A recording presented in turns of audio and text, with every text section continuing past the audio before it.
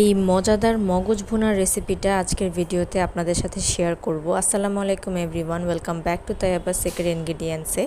প্রথমে আমি মগজ নিয়ে নিয়েছি এবং মগজের ভিতরে একটা রগের মতো থাকে, সেটাকে এভাবে হাত দিয়ে চটকিয়ে চটকিয়ে যখন আপনারা এটাকে নরম করবেন ভিতরের অংশটা তখন হাতে চলে আসে, এই রগটা ফেলে দিতে হবে।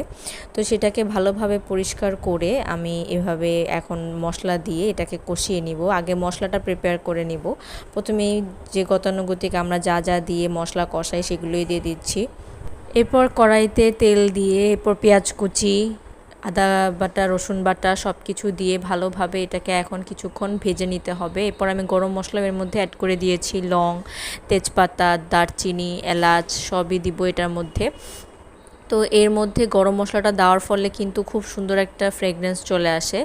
এরপর আমি এখানে হলুদ গুঁড়ো, মরিচ গুঁড়ো, ধনিয়া গুঁড়ো, জিরা গুঁড়ো, কালো গোলমরিচের গুঁড়ো সবই দিচ্ছি। আপনারা পরিমাণটা আন্দাজ করে নিতে পারেন। আমি এই চামচের মেজারমেন্ট দিয়েই সব কিছু দিয়েছি। এরপর লবণ দিয়ে এটাকে ভালোভাবে কষিয়ে নিব। তো এই মশলা কষানোর উপরেই কিন্তু আসলে রান্নাটা অনেক বেশি ডিপেন্ড করে, এবং মগজটা অনেকেই দেখি আস্তে আস্তে করে কেটে তারপরে ভুনা করে রান্না করে, এটা একেবারেই খেতে ভালো লাগে না, গন্ধ থেকে যায় একটা। তো আমি এভাবে করে একেবারে দেখতেই পাচ্ছেন যে একেবারেই ছোট ছোট ছোট ছোট করে এটা আসলে পিস পিস হয়ে গিয়েছে। একদম ছোট ছোট করে পিস করলে যেটা হয়, একদম যখন আমরা কষাবো তখন আর আস্ত কোনো দানা থাকে না।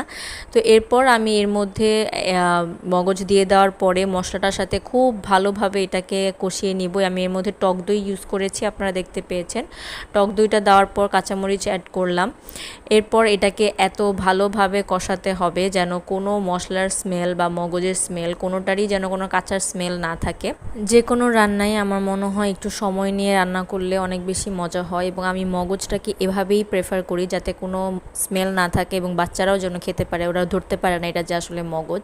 তো এইভাবে রান্না করে দেখবেন আপনাদের কেমন লাগে, অবশ্যই ভালো লাগবে আমার বিশ্বাস। এটা মোটামুটি 20 থেকে 25 মিনিটের মতো সময় লাগবে। যদি ভালো লেগে থাকে রেসিপিটা অবশ্যই আমার চ্যানেলে সাবস্ক্রাইব করে দিবেন। দেখা হবে নেক্সট ভিডিওতে। আল্লাহ হাফিজ।